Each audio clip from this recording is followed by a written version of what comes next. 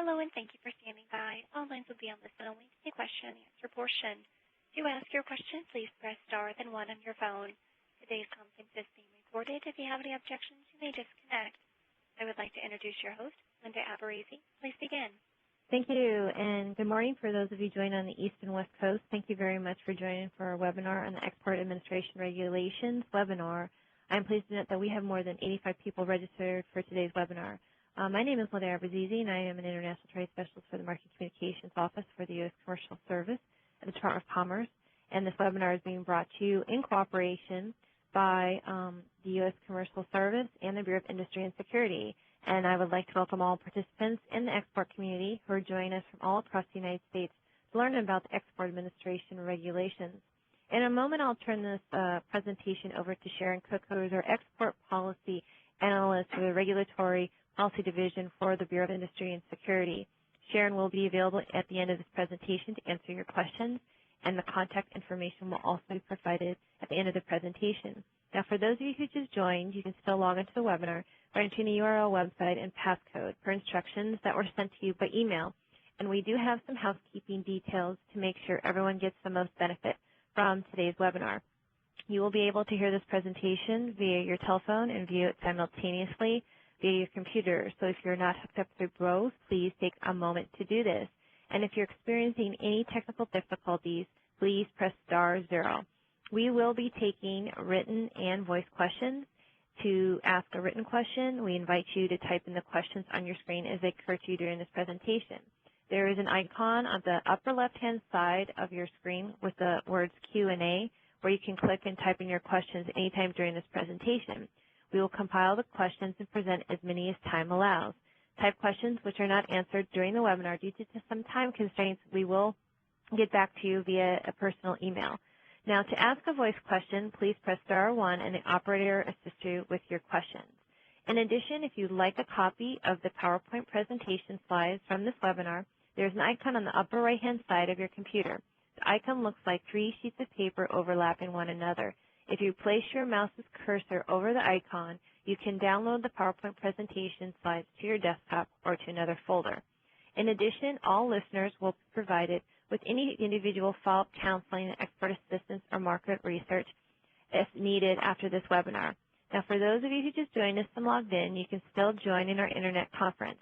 And now I'd like to introduce live online Sharon Cook from the Bureau of Industry and Security. Sharon, thank you very much for joining us. Thank you, Linda. Today I'll be talking to you about complying with U.S. export controls. We have a 9-part series, and the series will take place all this week. Some of the topics for this week, today I'll be going over the overview of the Export Administration regulations. Also, later on today, there will be another webinar on what is an export control classification number.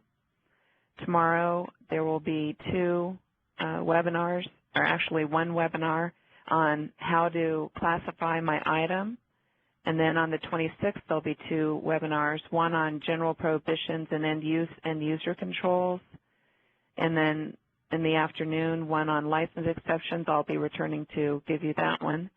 And then on the 27th, there'll be 2, one on support documents and one on SNAP-R. And then on the 28th, we'll close out the series with export clearance and record keeping and export management and compliance.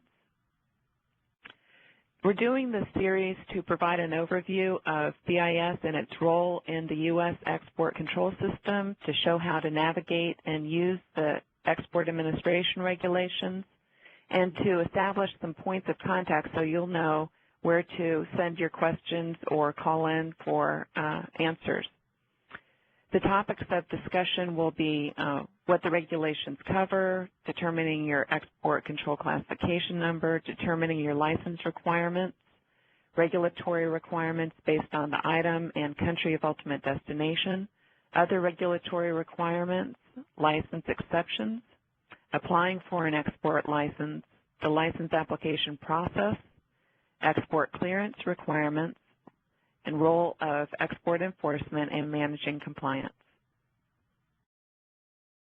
These are the contact information on both the West Coast and East Coast. All the numbers there, you have live counselors there. If you get an automated voice will answer and you'll be put in line for a counselor, be patient.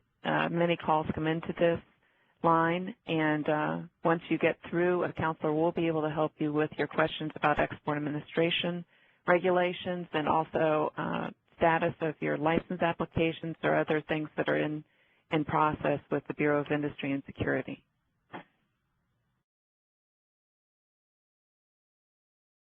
BIS is here to help you.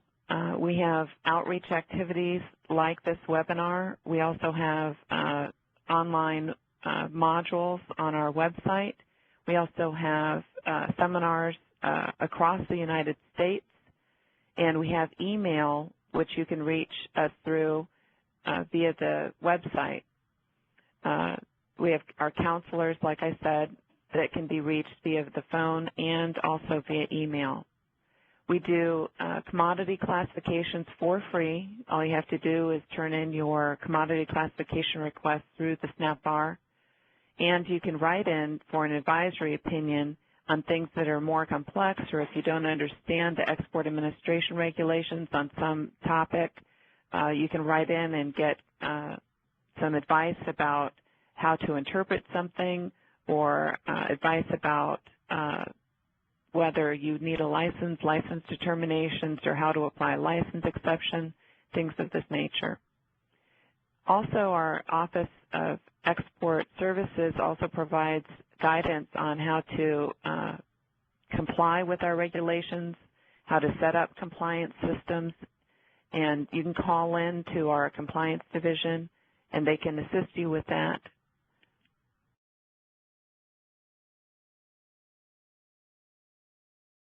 Okay, let's get started with our overview of export administration regulations.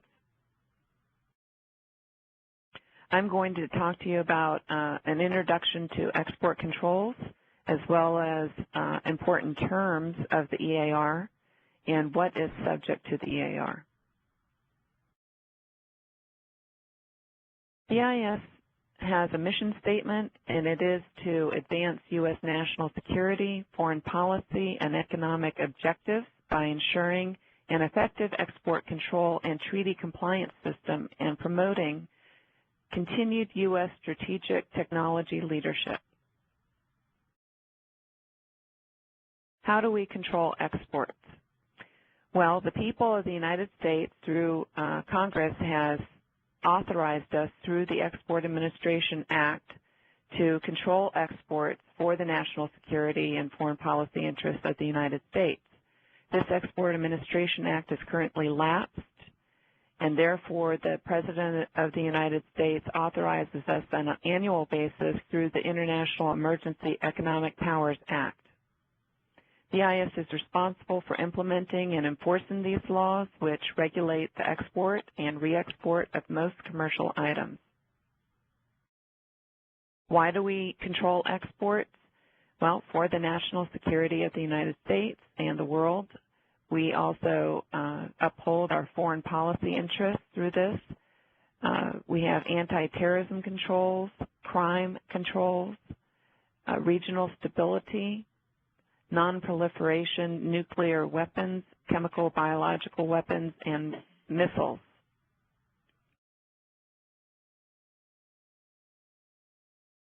What types of transactions do we control? The IES regulates exports, re-exports, certain transfers, whether they be in-country transfers or other types of transfers, of items subject to the EAR, in addition to certain activities of U.S. persons. And these words in red, a lot of them we're going to go over today.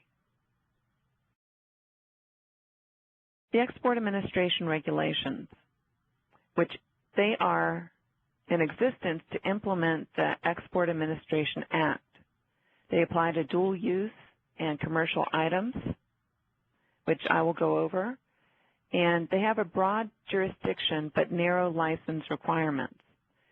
If you look around your cubicle or office where you were listening to this from, if you look around, you will see 90% of the things your eye makes contact with are controlled under our regulations. The chair that you're sitting in, the desk, the mouse, the computer screen, the telephone. These are all subject to the Export Administration regulations. Now, they may not be considered dual-use items. They're considered commercial items. And we'll get into what a dual-use item is. So where our jurisdiction is very broad, our controls are not as broad. They are very narrow. So the things that you're looking at in your room, they may not be on our control list, but if they are on our control list, we only have about 500 items on our control list. Even if they are on our list, they may not require a license when going to certain destinations. So that knocks off a lot of controls. And then those that do require a license to some destinations or whatever destinations their control pertains to, those may qualify for a license exception. And we have 16 different license exceptions which may cover your transaction. Now, for those that don't qualify for a license exception, they will come in for a license application. You'll have to submit a license application for them. And that roughly covers less than 5% of all U.S. exports. So while our jurisdiction is broad, our license requirements are narrow.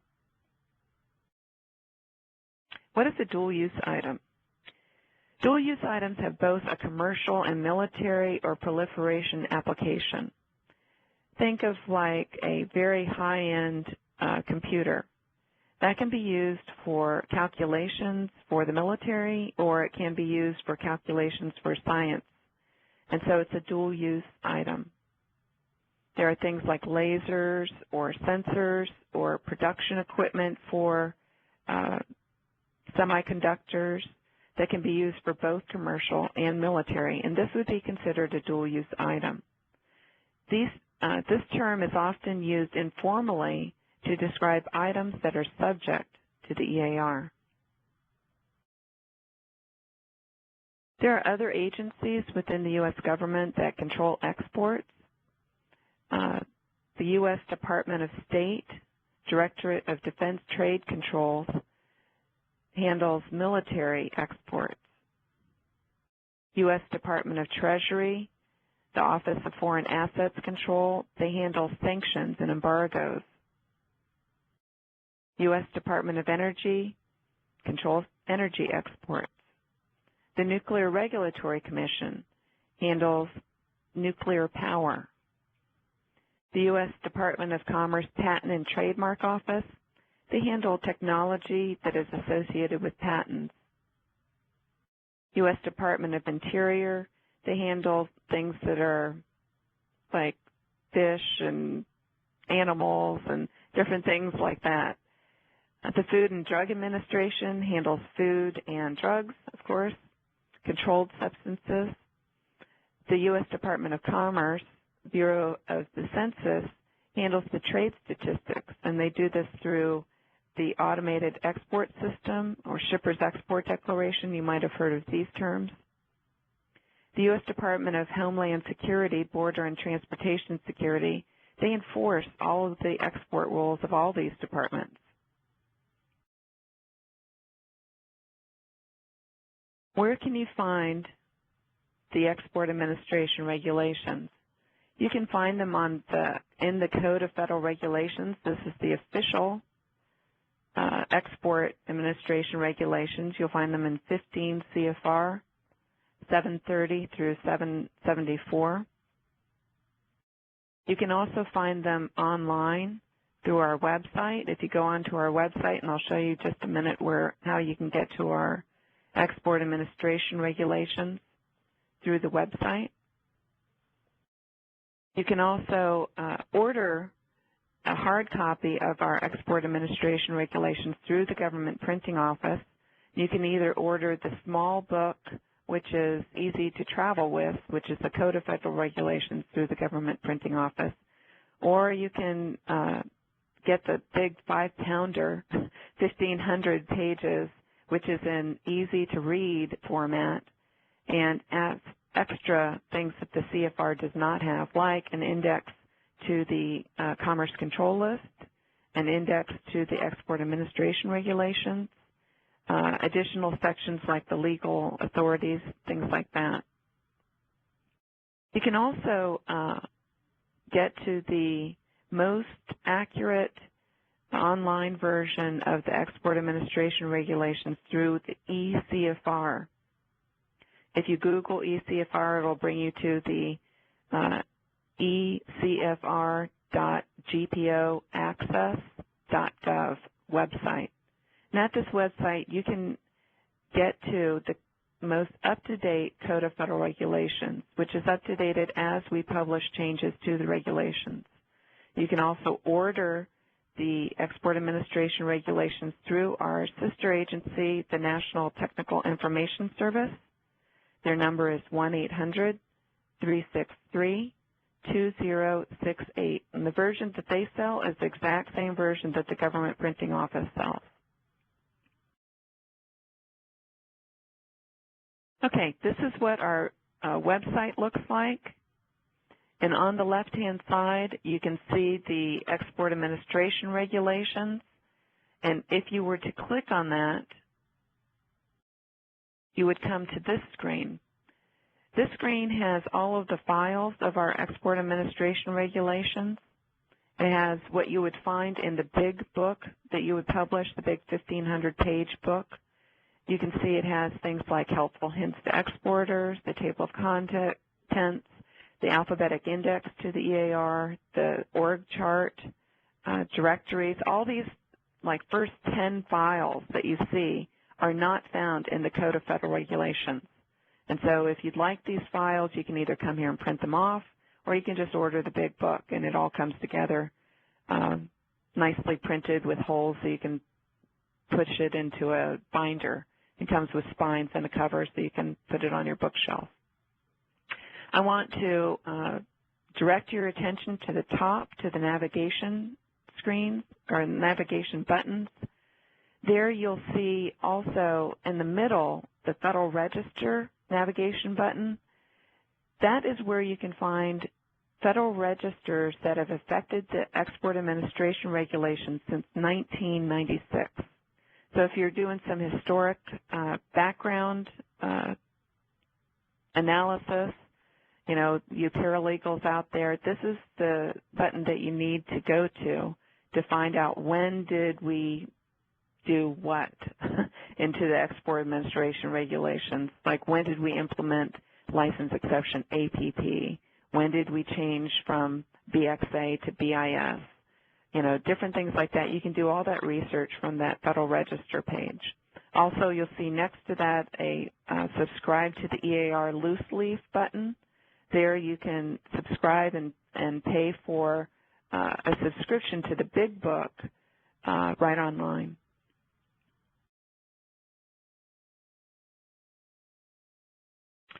Okay, before we can talk about Export Administration Regulations, we all have to have the same understanding and be singing from the same page.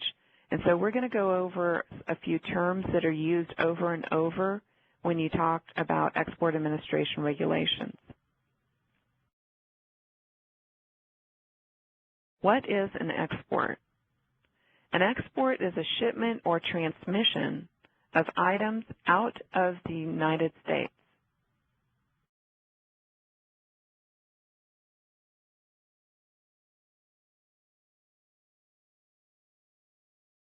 What is a re-export?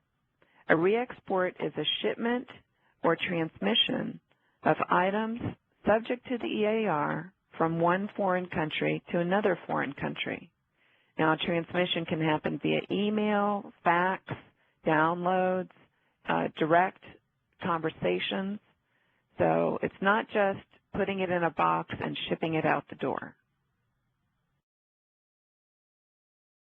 What is an item? Whenever you see the word item in the Export Administration Regulations, it pertains to commodity, software, and technology. You have the commodity, then you have the software that the commodity uses or software that is used to develop or produce that commodity. Then you have technology, the technology to either use, produce, or develop the commodity. And those are the types of categories that you'll see on the Commerce Control List. So whenever you see the word item, it means all three, commodity, software, and technology. If in a regulation we only mean or pertain it to mean commodity and software, we will say commodity and software. But whenever you see the word item, think commodity, software, and technology. What is a release of technology? Release of technology can occur through visual inspection, oral exchange, or application of knowledge. Deemed export is a release of technology or software source code to a foreign national in the United States. So if you have foreign nationals working at your company site and you are going to be giving them technology that is controlled on our Commerce Control List, it is a deemed export. And it is considered an export to the home country of the foreign national. It does not apply to permanent resident aliens or protected individuals. And these are individuals that have been granted asylum. What does subject to the EAR mean? It means you have to open the book and find out what requirements we have pertaining to your item or your transaction. Items and activities under the regulatory jurisdiction of the EAR. Remember, there are other government agencies that administer export control, so you have to make sure that whatever item you are trying to export is actually under the jurisdiction of BIS. Subject to the EAR does not mean that a license is automatically required. For instance, when you look at your chair or your mouse, it doesn't mean it is subject to the EAR, but it doesn't mean that a license is required for you to export that to certain places in the world.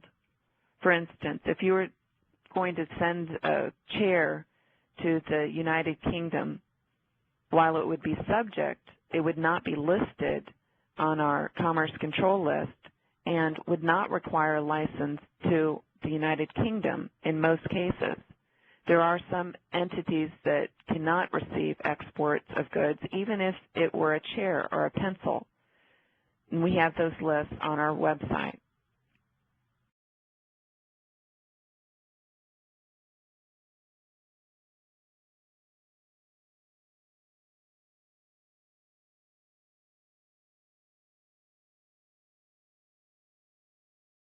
Okay, what is the Commerce Control List?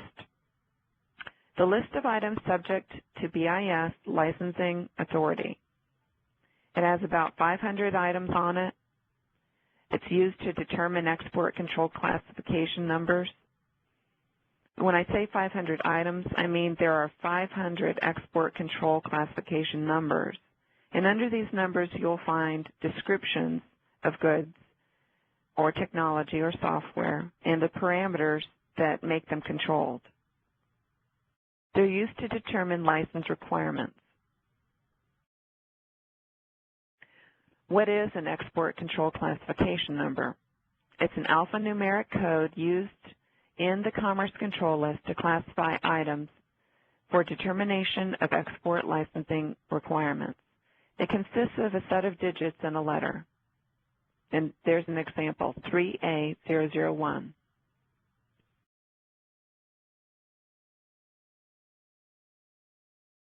This is the export control decision tree.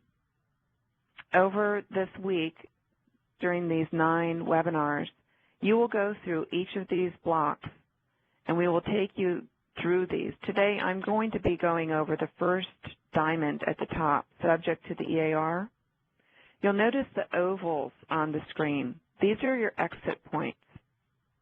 Whenever an item is subject to the EAR, you have to enter into this flowchart. and your only exits are those ovals. If you're subject to the EAR, you'll go down to that first rectangle. Is your item classified under an ECCN on the Commerce Control List? If yes, you'll have an ECCN. And then you'll go down to the general prohibitions. And then you'll use the Commerce Country Chart to determine whether there's a license requirement. The chart has a bunch of X's on it for different countries. All the countries of the world are listed there. And if there's an X for your particular item, then you have a license requirement. If there is no X, then you'll exit through the no license required. If there is an X, then you'll be looking for a license exception. If one of those license exceptions applies to your transaction, then you can use that license exception as long as you meet all the criteria. If no license exceptions apply, then you will be submitting an application for license. Now, if we go back up to the top, to the diamond, I'm going to be going over what is subject to the EAR, and there are some things that are not subject to the EAR. At that point, you will exit the EAR and close the book and go home. Let's go down to the rectangle again and travel the right side of that flow chart. Is your item classified under an ECCN on the CCL? If it is not on one or under one of those ECCNs on the Commerce Control List, then it falls into a basket category called EAR 99. Most likely, 90% of the things that you're looking at in your office fall into the category of EAR 99. Even an EAR 99 item may qualify or may require a license if it gets tripped up by a general prohibition. Okay? There are 10 general prohibitions that help you to understand the regulations from a bird's eye point of view. These have to do with end user and end use controls, mostly. And if one of those apply, then you will be submitting an application for a license for the EAR 99 product. But if none of those general prohibitions apply, then you'll be exporting under the designation of no license required. So that's what we're going to be going over this week in all these webinars. Facts at hand, what you must know in order to make a license determination. What is my item? Where is it going to? Who will receive it? What will be the end use? If you don't have any of these items, or even one of these items is missing, you cannot make an accurate license determination. Subject to the EAR. I will cover items in the United States that are subject to the EAR, some items located outside of the United States that are subject to the EAR, and activities of U.S. and foreign persons that are subject to the EAR. Okay.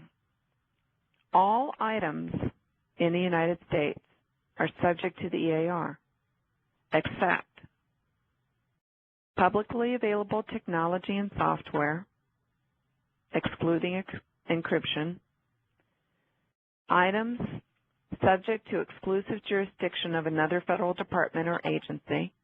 For instance, a tank is strictly military. It is not a dual-use item. Therefore, you will be going to the Department of State to get licensing authority to export that out of the country. Therefore, that item is not subject to the EAR. It's actually subject to the State Department regulations called the ITAR. Literary publications such as newspapers or literary works, non-technical in nature, are not subject to the EAR. In your office, I'm sure that you can put your hands on published media, books that you've purchased. These books are not subject to the EAR because they've been published and they're publicly available. Any book that you can find in the library or you can download freely from the Internet, any information that you can freely download from the Internet is not subject to the EAR. And again, you have to always exclude encryption. Encryption is an animal of a different color.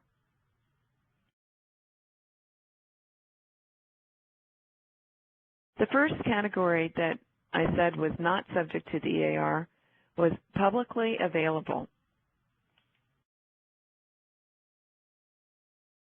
I'm going to go over, there are several categories of items that are publicly available. I'm going to go over each of those.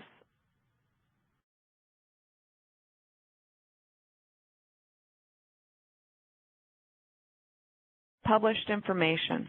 Published information has to be free to the public or only paying for the cost and distribution of the information. It can be items that are going to be published, like if you intend to publish them and you're sending them to your editor to give a final look at.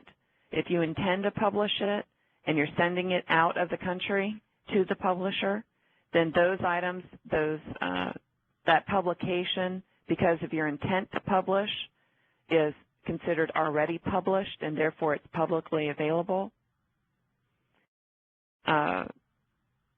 Patent information, which is online at the Patent Bureau's website.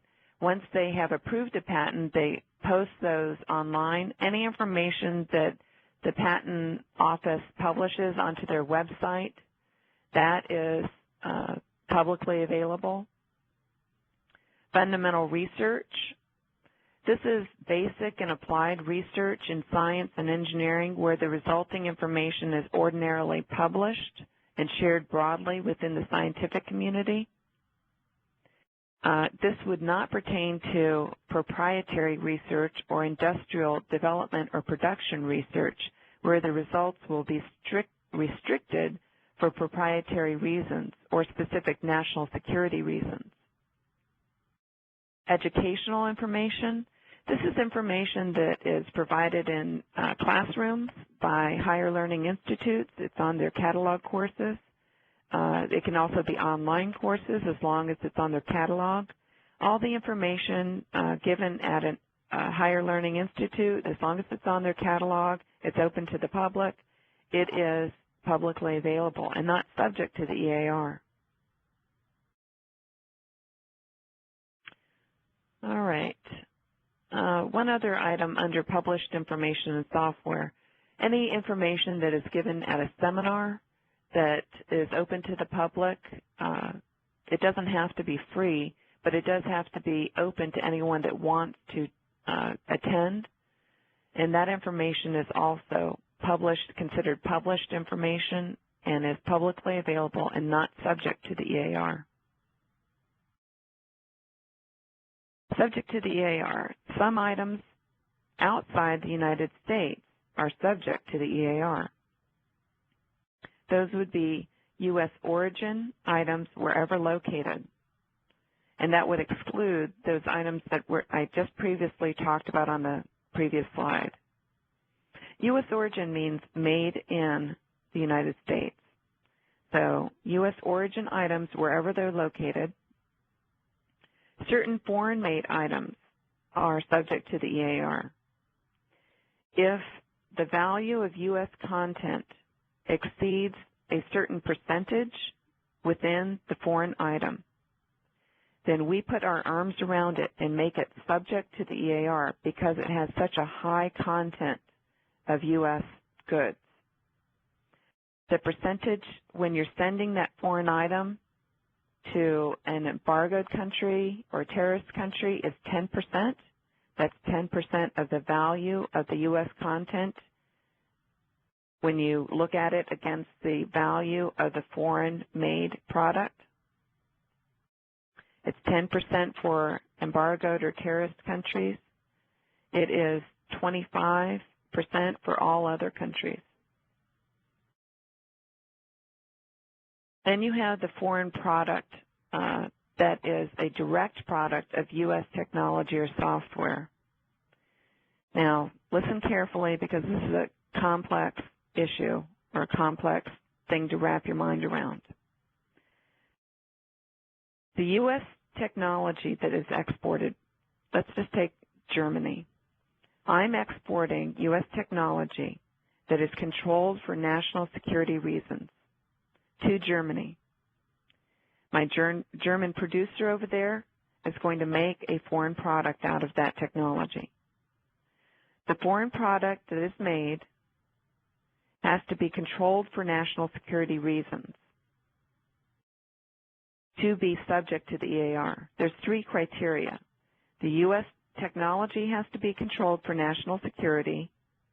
The foreign product that is made from that technology has to be controlled for national security.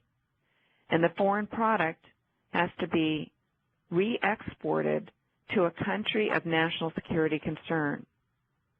So it's a 3-pronged criteria in order for that foreign product to be considered subject to the EAR under these rules. Okay, the 3 criteria are the U.S. technology or software is national security controlled.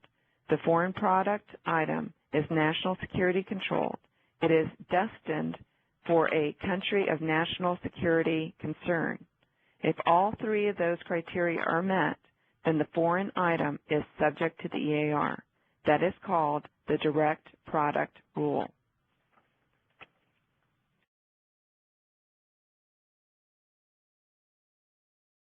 Subject to the EAR, U.S. persons and foreign persons. Even if you are not exporting or re-exporting an item, your activity could be subject to the EAR.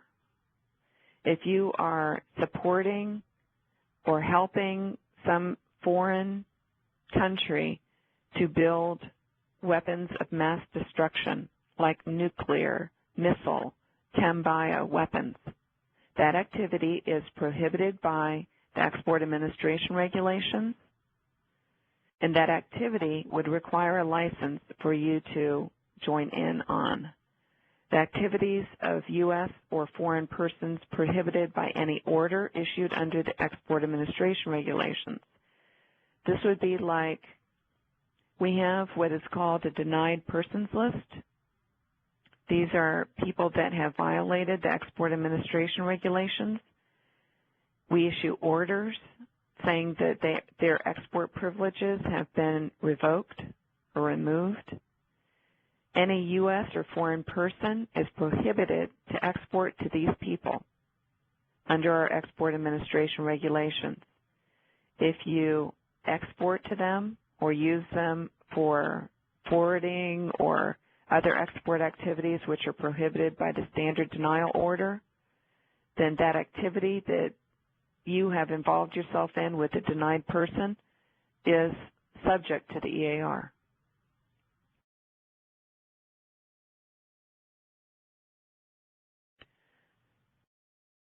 I have gone over the BIS exports, what we control for exports, re-export, certain transfers of items subject to the EAR, in addition to certain activities of U.S. persons.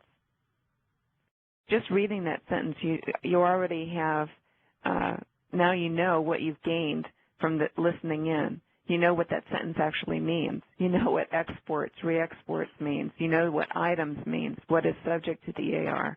If reading the sentence at the beginning of the seminar had much different meaning than it does now.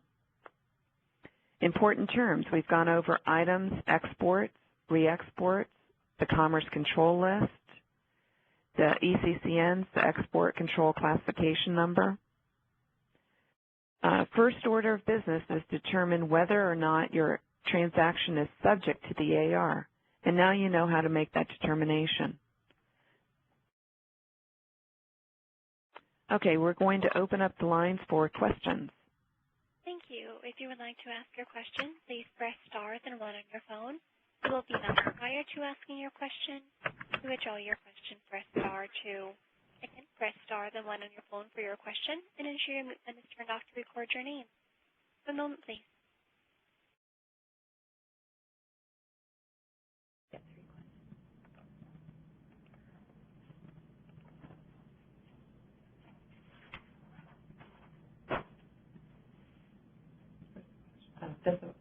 Yes. While we're waiting for voice questions, we'll go to our first written question. It's from Arlene Salcy. Does this webinar count towards satisfying a CLE requirements for attorneys?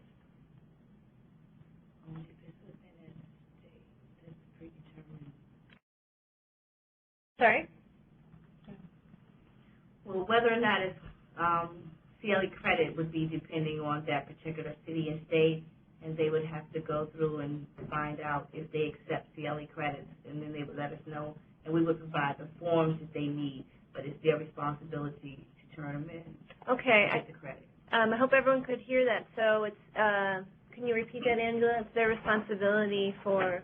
It's the individual's responsibility to determine, based on their city and state, whether they would allow this to be determined to be for CLE credits.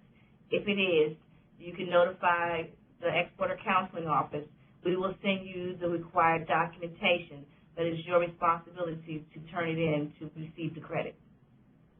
Okay, thank you. And let's go to the second written question we have while we have this available. Tiffany Norris asks, how does the one governing body as expressed in Gates' speech affect all the different agencies listed in the presentation?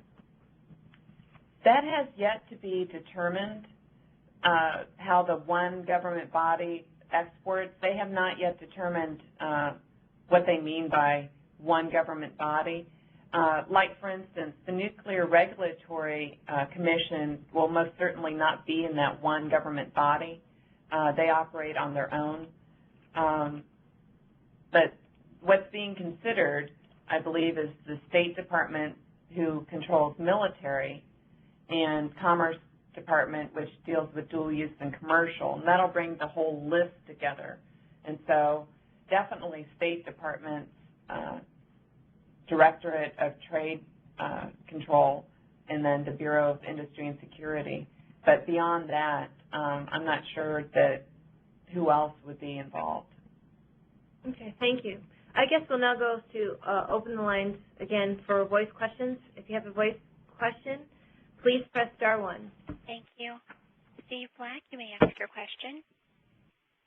Thank you. The question we had regarding operation manuals with pieces of equipment that would be EAR controlled.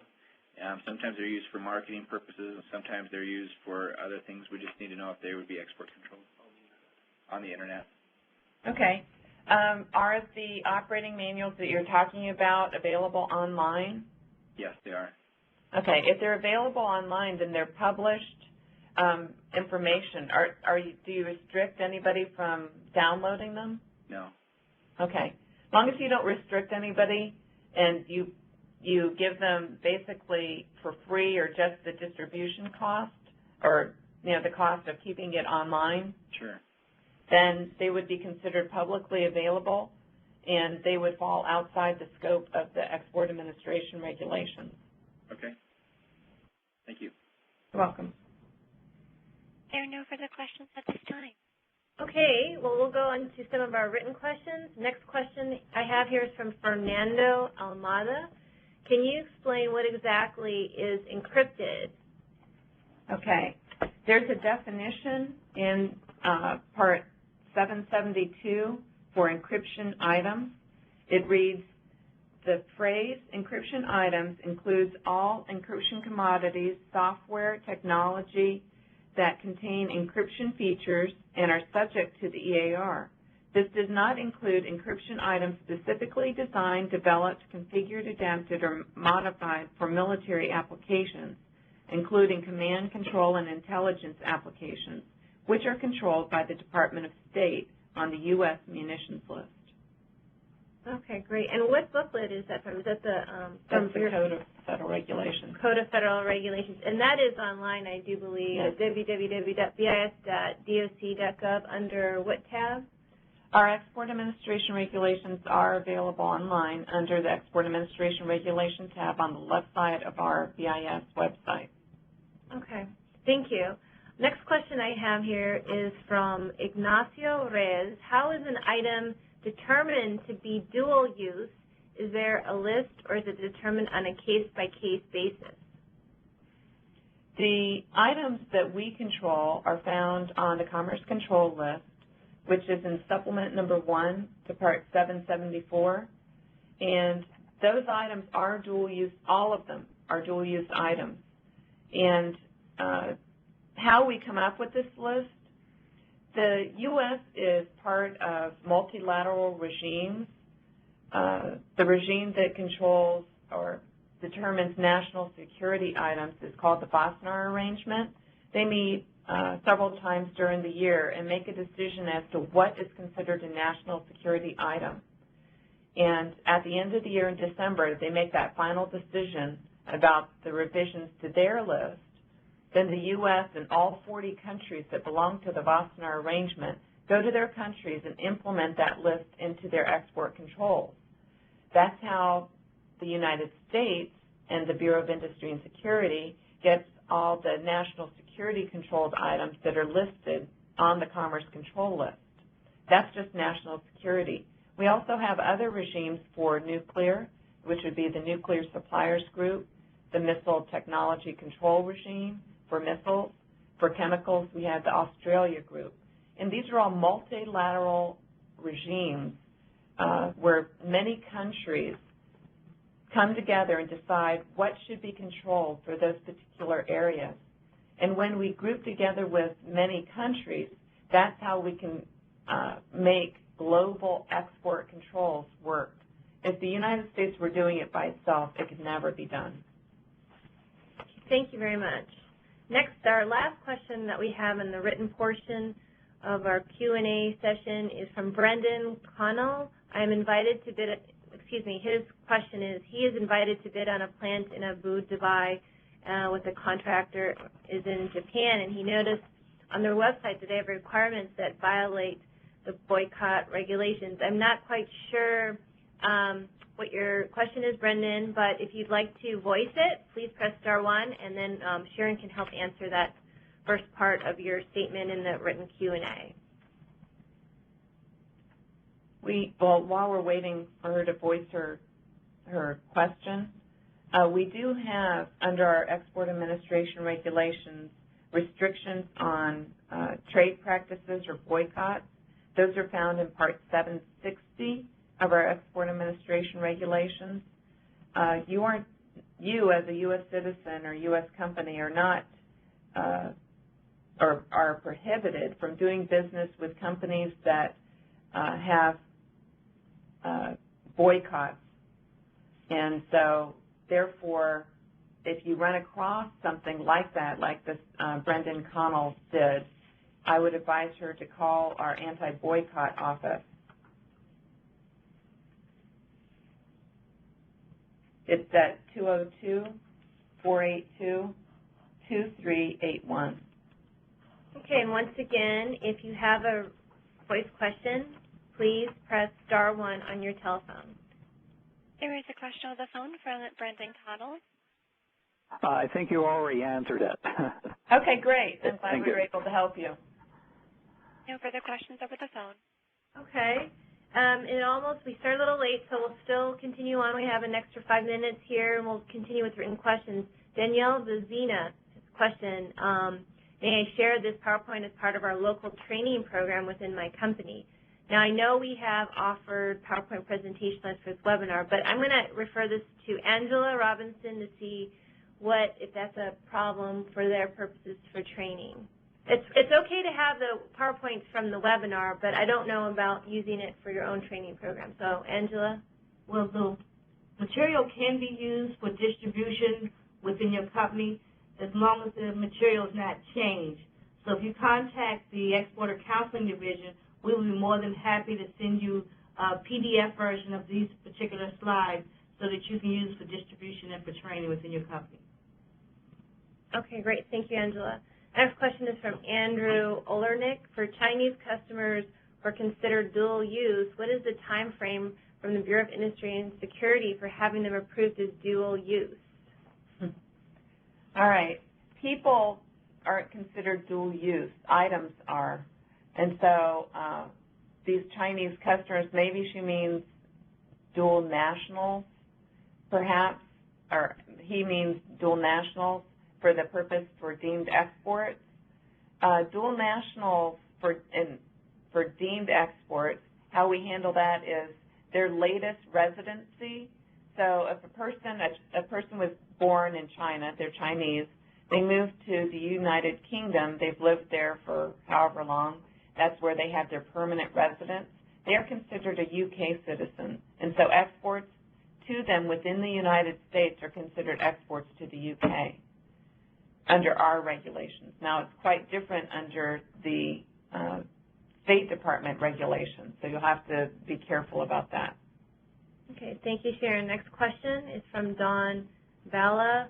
If you have a dual-use item, such as an aircraft parts, do you need to verify licensing requirements with the U.S. Department of State Directorate of Defense Trade Controls as well?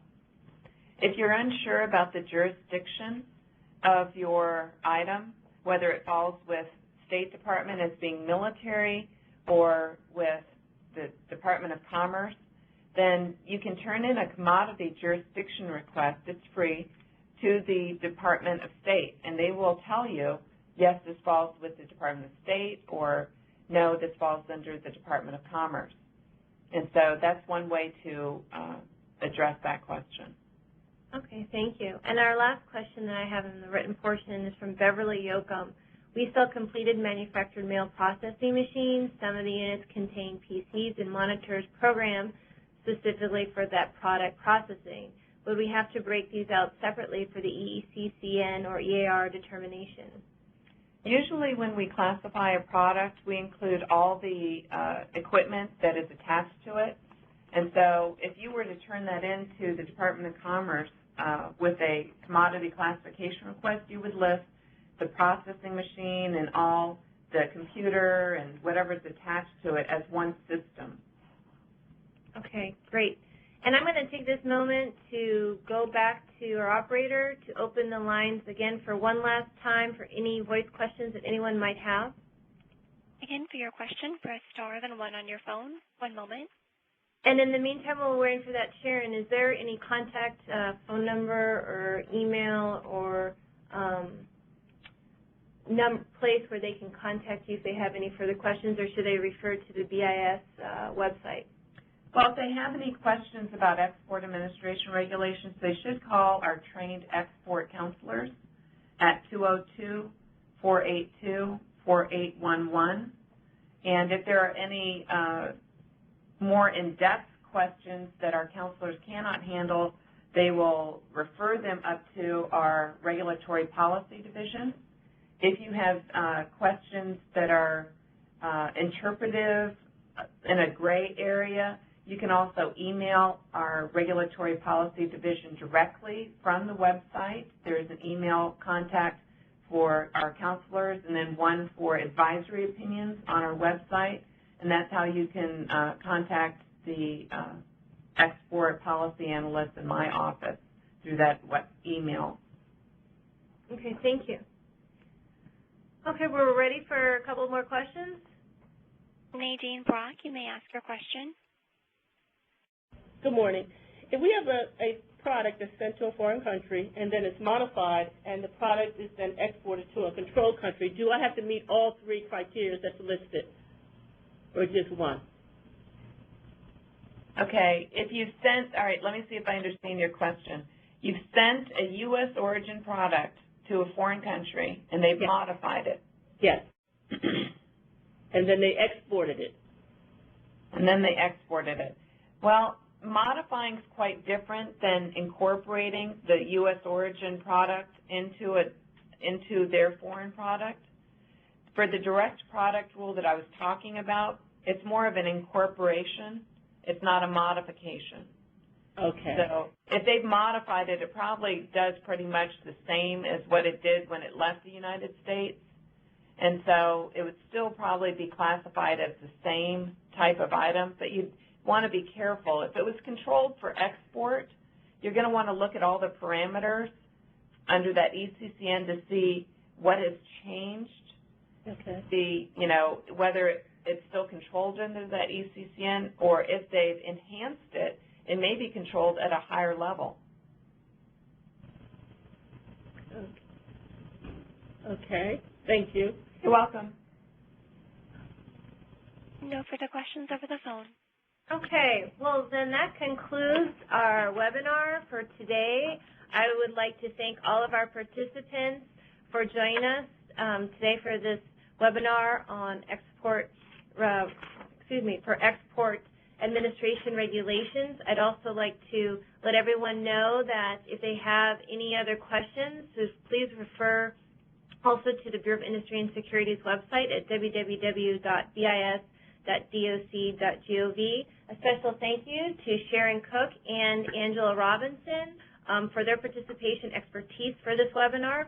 Also, if you have any interest in viewing other webinars, please refer to the U.S. Commercial Service website at www.export.gov for more information on exporting and for more information on the continuation of the Bureau of this series. This is a series of 8 webinars that the Bureau of Industry and Security is presenting. It's a great value because they're doing it on a webinar form, and they normally do this in a 2 to 3 day conference. So please take advantage of this information. It's right here at your footsteps, and they doesn't cost you very much. So please check out their website and our website for further information. And once again, thank you everybody for joining us. Thank you for your participation. Today's call has concluded. Please disconnect at this time.